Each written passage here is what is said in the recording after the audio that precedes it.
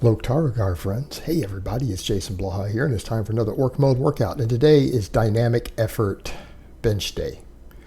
Today I did floor press, and it's the wider grip, pinkies on the rings, which is wide for me. Something I said I was going to start building up off the floor press, so it'll eventually turn into a normal bench press. And, again, by a lot of people's standards, that's not really wide. For me it is, because I haven't trained that way in over a decade. So, what are we doing? Explosive floor press, right? Dynamic effort, which means usually working at about 80% of a training max, because I estimate my floor press right now is probably 305. We're gonna try to hit a max on it this coming week for max effort, but especially the wider grip, everything else, that's just what we're gonna estimate it based on those triples I did the other day. So around 80%, so 245, we come to a dead stop. We explode up as hard as we can. Again, stuff that we need to understand with the dynamic work, it's not always just about bands and chains. Dynamic work on even pause type exercises like the box squat, like the floor press, to where we're breaking up the eccentric concentric chain, but we're still getting a full range of motion exercise, and then we have to explode as hard as we can from a dead stop. Again, the point is we treat it like a max.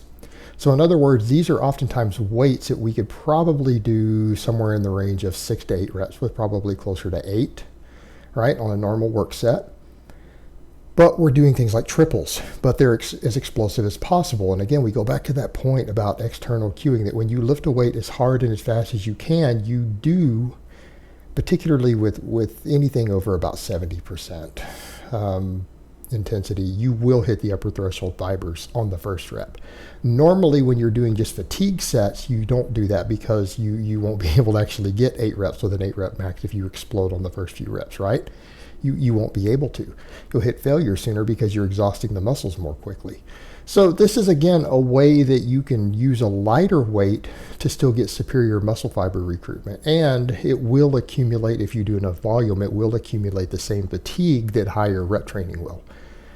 So we're getting the upper threshold fibers you would get as you approach muscle failure all the way through. So like with this one, we're doing 8 sets, and I ended up only doing 7 on the press, and then I think 7 on the pin leg rows. So just like I was getting tired, I wasn't able to explode as hard anymore.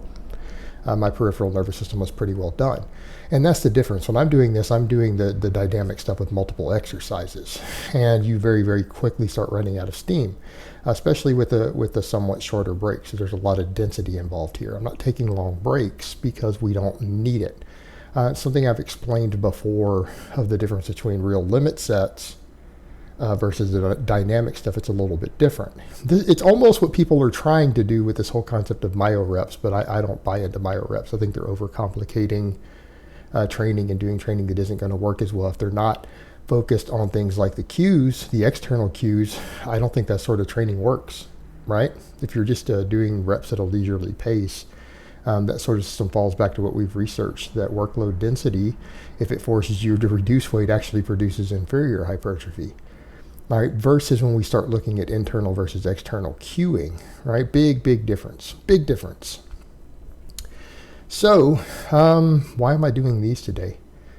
Because I need to train the motor pattern. I'm going to try to hit a floor press on Monday instead of a max close grip, right? And then I'll do back off work with the close grip. It'll be a normal exercise with heavy weight for work sets as opposed to a max, so we'll hit a floor press on it.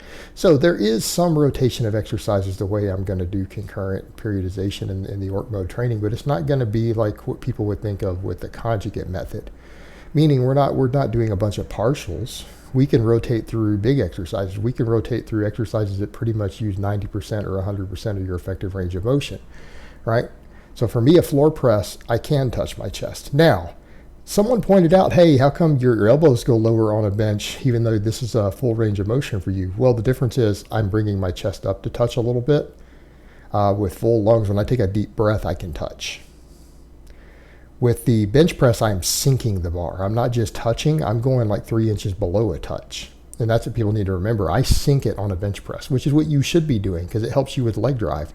Like learning to sink on the bench press not only recruits your pecs better, teaches you to use leg drive. Well, we're not doing that on the floor press, so I'm not worried about leg drive. But I will say that my pecs were lit up after that. Like as far as exercises that make me feel my chest, I would say the floor press does it more than anything else. And there's good EMG data on that. By the way, I got the short shorts on, so there's my quads. I had a lot of people tell me silly stuff like when I'm wearing the singlet, oh, your thighs aren't that big or that muscular. And it's like, okay, well, let me throw these shorts on and you guys tell me that. Look, from standing from the back watching me press, I have decent sized quads, and they're going to get bigger because size equals strength. I've had bigger thighs than this on YouTube before. When you guys have seen me squat 500 plus, my quads were bigger. So as I rebuild my squat strength, which it'll come back up, my quads will grow again. And it's getting ridiculous. I keep having people saying, what do you mean rebuild? You're always rebuilding. No, I had a recent injury in detraining. I was cutting, I lost muscle in my lower body, and then I pulled an erector and detrained further. So I've lost several pounds of muscle mass in my legs. So that's what we're rebuilding, what we lost in the last 6 months, right? What we lost in the last 6 months. I need my thighs to be as big as they were a year ago. I had more leg muscle. I had more fat too, but I had more leg muscle. So as we recomp and continue to get leaner, I need to regain some of that muscle. Now today I'm doing speed presses, and I ended up feeling like around the 6th or 7th set it started really slowing down, and that's because I pushed to the bleeding edge. I did these because I rounded up. I did these at pretty much like something like 81% of my last training max. Usually we want around 80%, and I've been doing some of the other pressing slightly conservative. It got really tough near the end. I feel like the bar speed was slowing down, right? Bar speed slowing means that we're losing the explosiveness we want. There's no point in continuing. And I think around set 6, it started slowing down. So I stopped at the 7th because we got a lot of training volume here in. I mean, 8 sets of speed presses for the floor press, right? And then 7 sets of the standing press. And these I am using sometimes a little more stretch reflex because we're completely losing that on the floor press. And I feel like I get that stretch reflex on the 2nd and 3rd rep of any sort of overhead press. So we got a lot of delt volume. Also the same thing. I mean, I did this on the Pendlay rows here, or whatever you want to call them. Let's just call them rows. I mean, I don't like to use the term Pendlay because everyone associates that with trying to be so strict that it's ridiculous. And I'm not trying to be super strict. I'm just trying to minimize it, right? So we're just rowing from the floor. And these are dynamic also because this is a weight I could do for 8 to 10 reps, right? I can do this for 10 reps if I have to. But super strict, I can only do it about 7. So again, I'm taking really short breaks on these so that I'm just getting time for my nervous system to reset. I'd say on these, they were probably 45 seconds apart, right? Around 45 seconds. And that's fine because this is a sub-maximal weight and we're just pulling for speed. And of course, I feel these in my biceps more than anything. Ironic part is you always get people who say, oh man, the way you row only does work your biceps or all my back exercises. And then the same jackass bodybuilders will ask me when they do see my back, man, what do you do for your back? And it's like, the stuff that you say is working my arms instead of my back. It worked my arms so much, why don't I have 19-inch arms? The ridiculousness of it, right? You don't need a mind-muscle connection or any of that bullshit for your back. If you just do enough big, heavy, explosive exercises, your lats will be enormous. The only reason half these bodybuilders or bros have problems building an enormous back is because they're scared to deadlift and they do too much machine work, right? They just don't do enough big barbell exercises. If they did, their back would be big without giving it a second thought. They would never ever have to worry about any sort of mind-muscle connection or squeezing anything in their back. Their back would be enormous. Back responds to workload, right? And it gets worked on every single big exercise. So I get sick of this bullshit of people acting like back is some difficult muscle to develop. If you don't have a big back and you're having to think about it, it's probably because you're a lazy piece of shit in the rest of your training. Your back would grow automatically just with hard training, even if you never thought about it or never did a pull-up or a chin-up in your life. Those just add to it, right? Laterals, I only did 2 sets because, I mean, my delts got so much work this week and I went ahead and went to failure, particularly on the 2nd set. I noticed on the 1st set I got 13 instead of 12 on the left side, so I decided let me just do 2 work sets because I've been doing all these face pulls. I'm doing tons of overhead pressing, and these are just a filler exercise. So what, I only do like 5 sets of these a week this week. It'll be fine. I've got plenty of delt volume in, enormous amounts of delt volume.